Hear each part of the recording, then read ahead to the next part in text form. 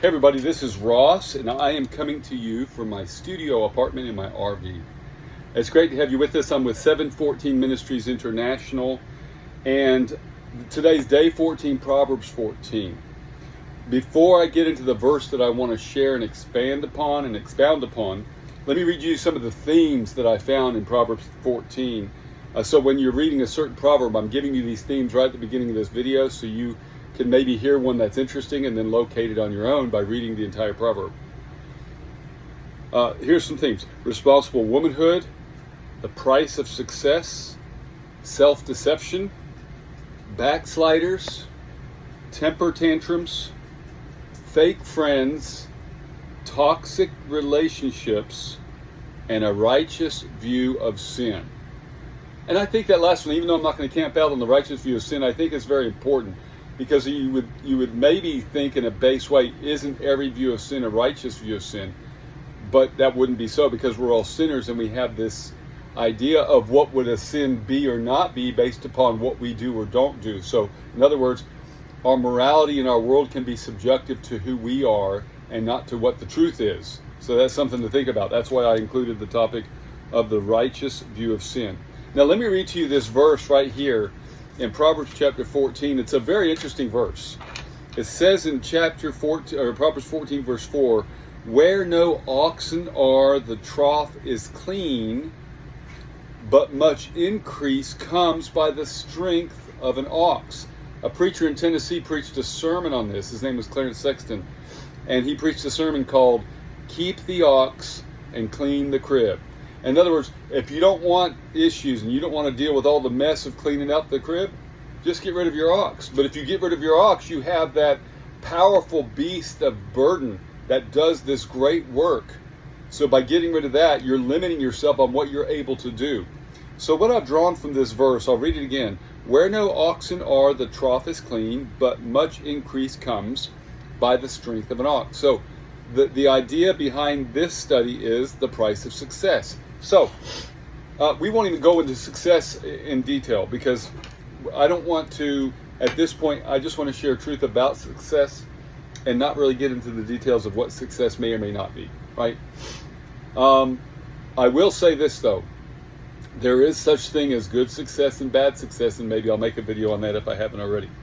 So, the price of success. So, one of the first things we see about the price of success is that in order to be successful, you're going to have to get your hands dirty. In other words, it's going to cost you some sweat equity. Success doesn't come to people that lay around and do nothing. Success doesn't come to people that make excuses. Success doesn't come to people who, as soon as they face adversity, they stop. Success won't come if you get your hands dirty and think, oh, I don't want to do this. This is too much work. This is too much trouble. No, that's when you're going to either be successful or a failure at whatever you're trying to do. So, the first thing to remember is, if you're going to be successful, be ready to get your hands dirty. Number two, there's no such thing as an overnight success. And as a matter of fact, and I've thought about this and looked at stories across the timeline of history.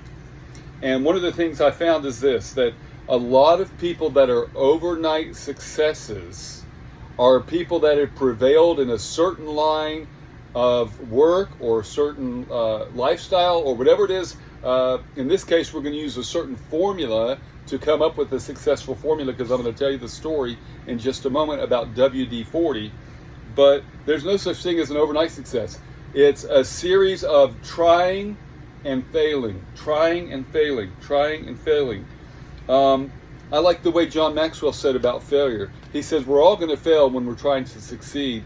The key is to fail forward. In other words, continue to fall forward in what you're trying to do and not fall backwards and give up, but fall forward and pick yourself up and keep going. So, there's no such thing as an overnight success. And then this quote about success that I learned as a child, I've remembered it all my life, and it's this: if at first you don't succeed, try again. So, what is the story behind WD-40? Well, it started out, there was a company called the Rocket Chemical Company located in San Diego, California, beginning in 1953. They began to work on a formula, and the formula basically was to fight rust and prevent corrosion for the space industry and for the military industry, for like missiles and such, things flying through the atmosphere, getting moisture and rust, which would cause problems with anything trying to get a good flight pattern or whatever. So they started working on a formula. They finally perfected the formula, I think, in 1953. And what's interesting was the name of the formula, they named it Water Deterrent 40, WD-40. But where did the 40 come in? Well, as they began trying different formulas, as they were formulating this concoction, this solvent, right, to prevent rust and corrosion, 39 times they just didn't get it right. But remember, if at first you don't succeed, try again. It was the 40th time that they got the formula exactly right. Now what's interesting is they sold it to an industry to spray on missiles in the aerospace industry to prevent corrosion and be able to keep that missile in the shape they needed it to be.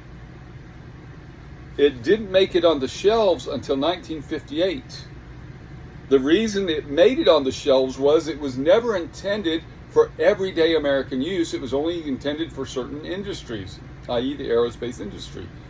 But scientists and others within the company were taking it home, using it on other products, coming back to work and saying, man, I used it on my door, it was squeaking, I put some on the hinges and now it doesn't squeak anymore. And they would begin to tell the stories of how they were using this formula in everyday life. And that then became a selling point for the company, not just for the aerospace industry, but now for everyday Americans. So it began appearing on shelves in 1958. In 1970, the company changed its name from the Rocket Chemical Company to the WD-40 Company. They went public in 1973, and soon after they went global, and here's the cool part. On March 12th, 2025, it is listed as having a net worth of $3.33 billion.